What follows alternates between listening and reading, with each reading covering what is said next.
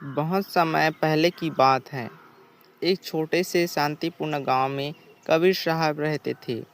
वे एक बुनकर थे और अपना सारा दिन करघे पर सुंदर कपड़े बुनने में बिताते थे। कबीर साहब केवल कपड़े ही नहीं बुनते थे, बल्कि वे प्रेम और एकता के मधुर गीत भी गाते थे। उनके चेहरे पर हमेशा एक अनोखी शांति रहती थी, जिसे देखकर हर कोई मंत्रमुग्ध हो जाता था। उसी समय धर्मदास नाम का एक बहुत बड़ा व्यापारी था। उसके पास हीरे, जवाहरात और अपार धन दौलत थी। लेकिन इतनी सुख सुविधा के बावजूद धर्मदास का मन अशांत रहता था। उसे लगता था कि जीवन में कुछ ऐसा है जिसे वह अभी तक नहीं खोज पाया है। वह सच्चे ज्ञान और शांति की तलाश में दर दर भटक रहा था। एक दिन धर्मदास की मुलाकात कबीर साहब से हुई। कबीर साहब को सादगी से काम करते देख धर्मदास हैरान रह गया। उसने देखा कि कबीर साहब के पास कोई धन दौलत नहीं थी, फिर भी वे दुनिया के सबसे सुखी व्यक्ति लग रहे थे। धर्मदास उनके चरणों में बैठ गया और बोला, महाराज, मुझे शांति का मार्ग दिखाइए।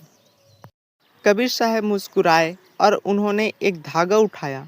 उन्होंने कहा, धर्मदास, जैसे यह कपड़ा अलग अलग धागों से मिलकर बना है, वैसे ही यह संसार प्रेम के धागों से बंधा है। असली धन बाहर नहीं, बल्कि तुम्हारे अंदर है।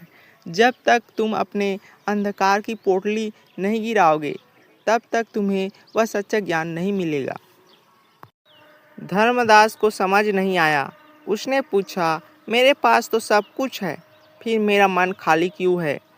वह अपनी चिंताओं में इतना खोया हुआ था कि उसे सादगी का महत्व समझ नहीं आ रहा था। वह कबीर साहब के हर शब्द को बहुत ध्यान से सुनने लगा। उसकी आंखों में जिज्ञासा और व्याकुलता साफ दिख रही थी। कबीर साहब उसे नदी के किनारे ले गए।